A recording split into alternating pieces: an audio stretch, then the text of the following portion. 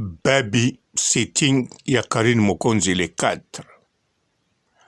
Moto nyonso oyo azali invité, en tout cas,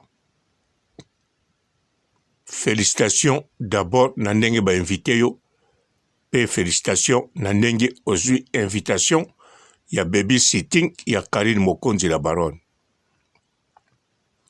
Ba oyo pe bazwi invitation te, baza pe invité te, félicitations toujours pambate, place ezalaki pona bato ebele te, baponi pe bato sur mesure te, mais bayebi eloko bazosala. Eloko très important, baby sitting est passé kitoko. Likambo mosusu naza koloba na bino, toza kosolola elongo bandeko, ezali nde boye. Mbote bapapa, bamama bandeko. Mbote barando na barandonete. Mbote batoyo balingaka rando na ba oyo balingaka rando te. Mbote ba jeune garçon na ba jeune fille. Mbote bana mike na ba bébé. Mbote ba Sainte Anuarite, Sainte Thérèse, Sainte Ingrid Kabongo. Bandeko couple ya Karine Mokonzi na Eka Père Bapeti, toujours tochaka ngona mutu na biso, ezali couple ya ba jeune. Eza couple oyo baza na joie de vivre. Karine Mokonzi star. Eka Père Bapeti yepe lelo oyo aza star. Donc, couple ya ba jeune, couple ba star, couple ya batu moko baza na beauté. Beauté plus succès, plus l'argent na ndenge na bango. Alors, ndenge baza wana toye bango bien Karine Mokonzi. La baronne na Belgique akolongwa sikote, akolongwa na 2023. Akobota na Belgique, mariage ekosalama akoza na Belgique. Alors, lokwa na lobi, bazali couple ya ba jeune.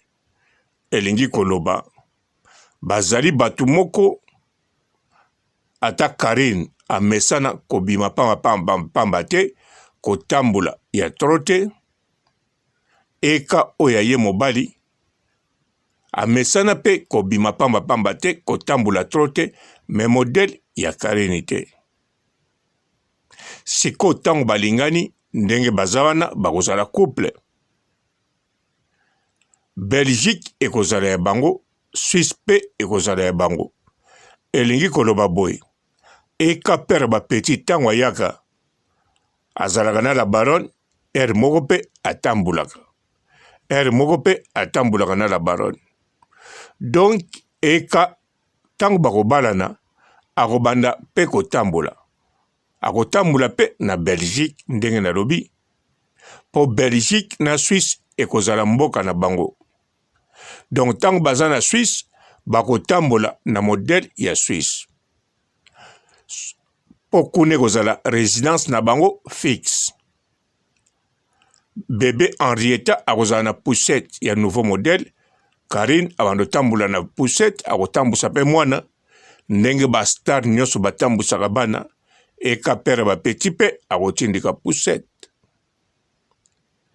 Tango pe babando déplacer Henrietta zo poussana, babando ya toujours Belgique. Parce que Belgique ezali neti mboka ya Karine abotama. Eza bongo. Eza neti mboka na ye ka en Europe. Alors lokola babala na Eka, donc babando kende Belgique ya trop. Babando zala na Suisse na résidence na bango fixe. Voire même bakozala na ba relation mingi na France na Belgique na Suisse bakozala na bango pe metango mosusu ya kokonte. Tango mosusu kutu te, menazo imagine bakozala ya kokonte par rapport ya Belgique na France. Mais pona kotambulaka, sur et certain babando tambula pa ya bato te bakendeka pa bato bakendeke pa bato non babando kende kotambula selon baplan na bango selon modèle balingi pe bando kalikilango bango moko babando salango na volonté na bango moko pe babando ko inviter bango soki baza d'accord bakei ba d'accord te bakokende te. Donc Karine Mokonzi na Eka bako mene vie ya ba jeune nyonso. Couple moko ya jeune, famille moko ya ba jeune, marié pe ba jeune physiquement. Bazana beauté na bango, bazali na joie de vivre, bazape na posa ya ko découvrir biloko mosusu. Karine Mokonzi pe azo continuer carrière na ye. Tant on a zolobe la carrière, ezali ya kopema, carrière musicale na ye. Po Karine Mokonzi na minute yo, azali na besoin ya ba parolier. Aza penza na posa ya ba parolier, wana foko luka bosolo na manager na ye, soka piango yemoko annonce na chaîne na ye chez Mokonzi. Ponga papa robo, soki na lobiango, tango mosusu, bokoloba imagination na yo, eza bien te. Mais la baronne aza na besoin ya ba parolier, ndenge ba musicien belé, bazalaka toujours na ba besoin ya ba parolier na monde entier. Alors, ako continuer carrière na ye, ako demarango lisusu bien, ndenga demaraki na 2020 mekoleka. Soki na lobi ako démarrer parce que a longola ki contact nde ba longola na voiture atie na parking pour 2022 oyo asala rêve ya mwana mwasi ya mwana mobali ya être humain oyo asuetaka ezala na vie na ye. Alors Karine Mokonzi a permiselaki biso 2022 côté musique pour réaliser rêve oyoyo. Biso nyonso tozomona ngo pe rêve. Alors tozape na kati ya rêve ango, rêve moko yesengo ya kitoko yelengi. Na 2023 nde akodemara ngo lisusu.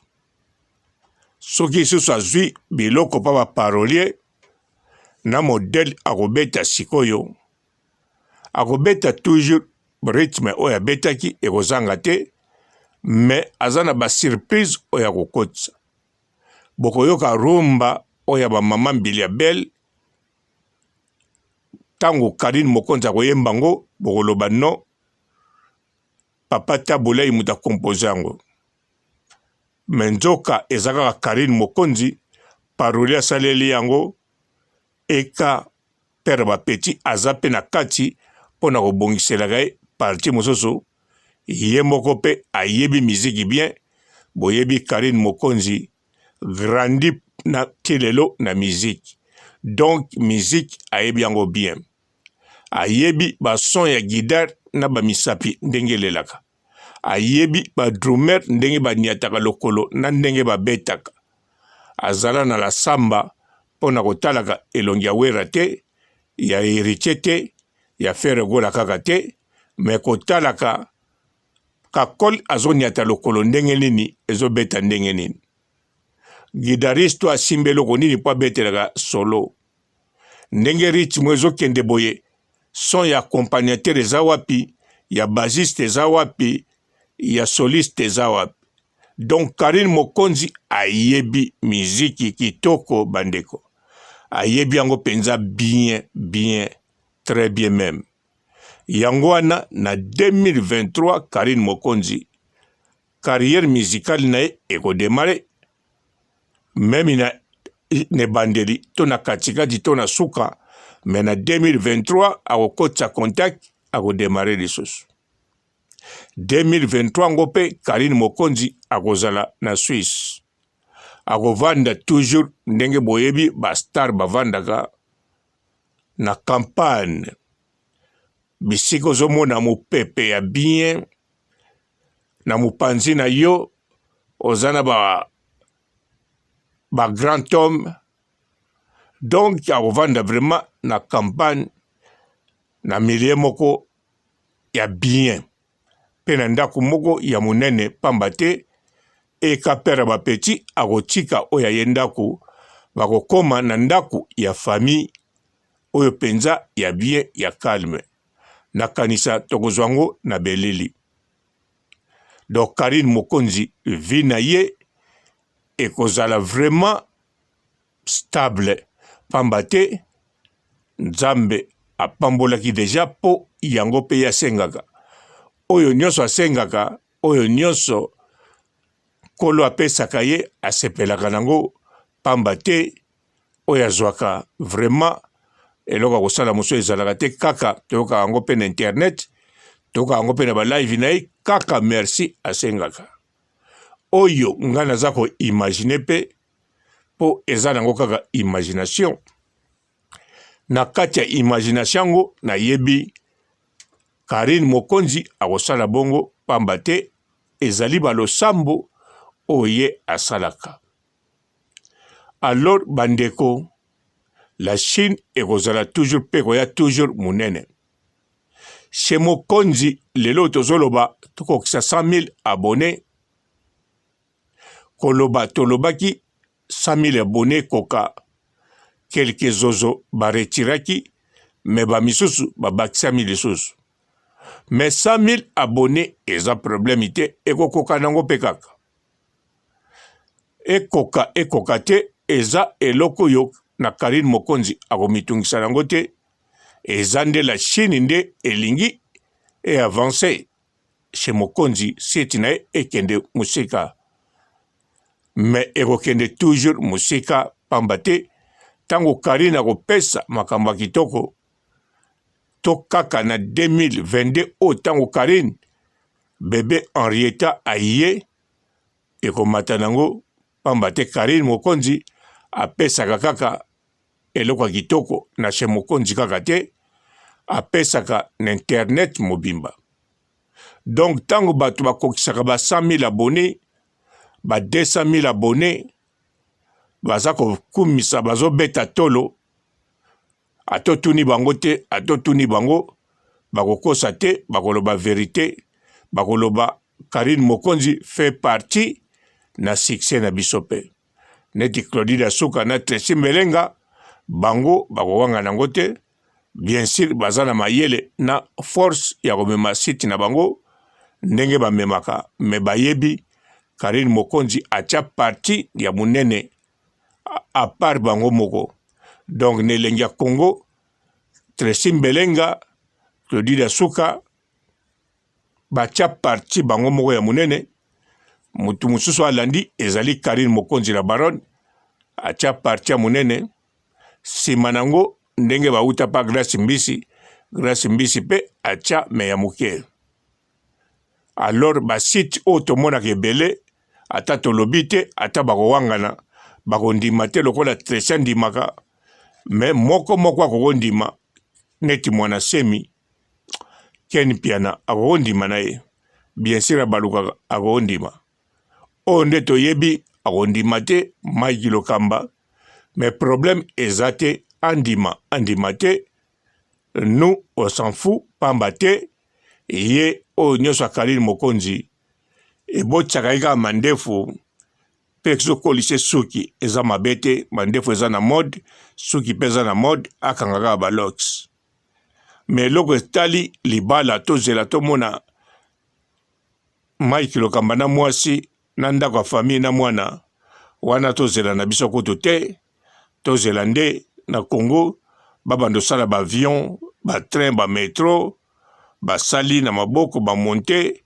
pe bainstalle wana nde espoir de kokozala pe tokomona esalami me Mike Lokamba tozela wana te po ekosalama te yango wana ntango azotala Karine Mokonzi ayebi kamata mpo na Karine ayebi Karine akomisa ye oyo azali me bon awezala kaka contre wana ezali bato ya ndenge wana toyebi bango malamu bandeko la baronne aza na besoin ya baparolier ate eza imagination na nga me baparolier nabelelaka bino mbala ebele na la Chine boza na baparolier Soko za na parolier te lukela ye parolier. Ngai pe ndenge nazawa nazoluka ba parolier pona Karine Mokonzi. Pamba te 2023 vraiment tokoyoka so ba son ya kitoko ya la baronne ndenge lelo oyo toyembaka laissez-moi tranquille na bandako ebele laissez-moi tranquille yembamaka tomonaka tina internet bazoyemba laissez-moi tranquille etanke ebima na ba CDT ebima na DVD te etekama te na Château Rouge ni na Matonge kaka na YouTube. Alors Karine Mokonzi azali alanga nzembo. Bandeko boyembelanga nzembo ya ba chantage mososo o bazali bango moko bomeko yemba to boloba nanga oyoka kyango nana za ko yemba ngo na nzela to na ndaku na yo na ba chanteuse ya génération ya âge ya Karine Mokonzi to loba nano bomona ya la baronne eza likolo. Même ya Grace Mbis bayemba ngo te poto à la claire baloba kaka la chanteuse de Ankoro et soki wana soki pe na kie musika même ya Claudia Bakisa bayemba ngo te soki pe na ye pembeni même ya MG30 bayemba ngo te molaso soki pe na pusani kuna na ba Tatiana Cruz rien du tout. Vous comprendre. Donc après Cindy Lekier c'est Karine Mokonzi. Yango wana la baronne 2023 akopesa biso biloko solo. Karine Mokonzi pana ye bolembu ezalaka te. Alalaka azalaka fatigué, oui. Apemaka, oui. Mais bolembu na likambo ya ninga sala ezalaka te. Toujours asalaka ngo pe asalaka ngo bien. Mabe asalaka te. Soka salango très bien te asalango bien. Yango wana carrière musicale en tout cas 2023 la chanteuse Karine Mokonzi résident en Suisse, Suisse-Irlande aopia biso biloko ya kitoko. Bandeko nakanisa nazana mingi ya koloba mais o na lobi toyoki yango deja boyoki pe bokomprendre nga. Ba oyo bazali invité na babysitting ya Karine Mokonzi les 4 kaka lobi félicitations bokende malamu bo passer pe malamu na 4 invitation ngo ba ope baza invité te to fete na bandaku to salango malamu ngai na kosa bino te ngai nazalaki invité donc nazakutu invité muta invita kinga iye moko papa eka père ba petit par téléphone sikoyo invita kinga kaka semaine wana elandaki nakoza nanga na Belgique to nakoza la te mais nakokende kaka te parce que ba condition penza na remplir rango te elamba pembe vraiment naza nango te naza na costume ensemble ya pembe mais costume wana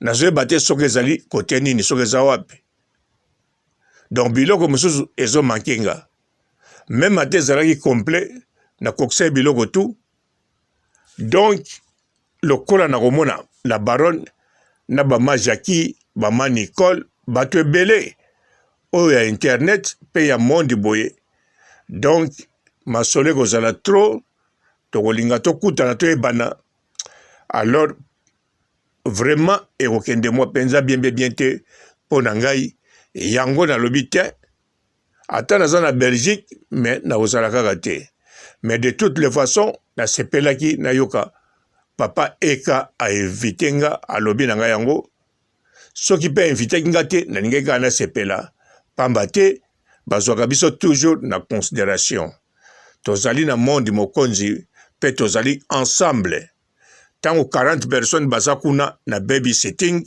eza kaka neti la Chine mobimba biso nyonso toza kuna pe soki tozomona bandeke bazoleka likolo bandeke wana eza kaka lokola bazozo bazotambola likolo bango pe batala donc na babysitting ya en retard biso eza pona biso eza pe pona bazozo bakotambola likolo lokola bandeke 40 personnes o bakozala kuna bazo représenter biso toza na bango pe ensemble bandeko esengo te kozala kotoyo eloba frère JF Ifonge évangéliste ba oyo bazali ya biso biso toza kote nini toza kote ya la baronne en plus nga nazalaka susu kote ya JF Ifonge est-ce que JF Ifonge atiaka nga kote na ye nkolo wana nkolo kaka moto ayebi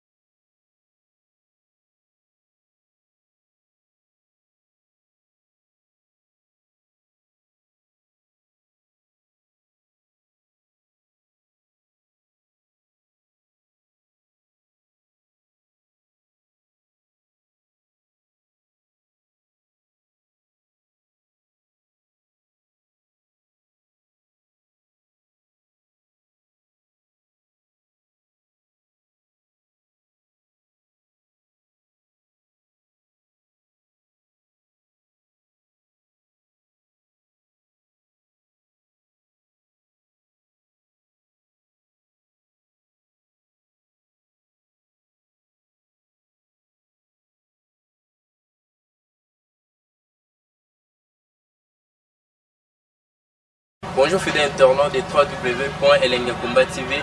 Bonjour, bonsoir, Balandignon so ya Elengiakomba, Congolaise TV. Belé, partout dans le monde, partout où vous êtes, partout où vous êtes, Elengi ya Combat TV, vraiment. Bonjour, bonsoir, on a abonné, fan sur Elengi ya Combat Congolais TV. Bonjour à mon boss, on a appelé ça vraiment un pandi. Bonjour à mon boss, JP Kiama. Je salue mon boss Balobi, boss des boss Babi, JP Kiama. Bonjour, la Elengi ya Combat Congolais TV, vraiment. Ramon Lazana, chaîne de ça qui topo, il y a boss de JP Kiama, et boss des boss, il y a ni à danger. Donc, Maxime Talon Lazaki. Il y a boss Nabiso JP Kiama. Nzambe na ngai. Ba boss bazali ba boss bazali. JP Kiama, le boss des boss. Napesi d'abord bonjour, tu peux mbote belé na mon boss JP Kiama, on a na rosa insaote. Donc na ko le katisana, napesi mon boss JP Kiama, boss des boss. Bonjour fidèle internaute de www.Elengi ya Combat TV. Bonjour, bonsoir, balandignon so ya Elengi ya Combat. Congolaise TV. Belé, partout dans le monde, partout où vous êtes, partout où vous êtes, Elengi ya Combat TV, vraiment. Bonjour, bonsoir, on a abonné, fan sur Elengi ya Combat Congolais TV. Bonjour à mon boss, on a appelé ça vraiment un pandi. Bonjour à mon boss, JP Kiama. Je salue mon boss Balobi, boss des boss Babi, JP Kiama. Bonjour, la Elengi ya Combat Congolais TV, vraiment. Ramon Lazana, chaîne de ça qui topo, il y a boss de JP Kiama, et boss des boss, il y a ni à danger. Donc, Maxime Talon Lazaki. Il y a boss Nabiso JP Kiama. Nzambe na ngai. Ba boss bazali ba boss bazali.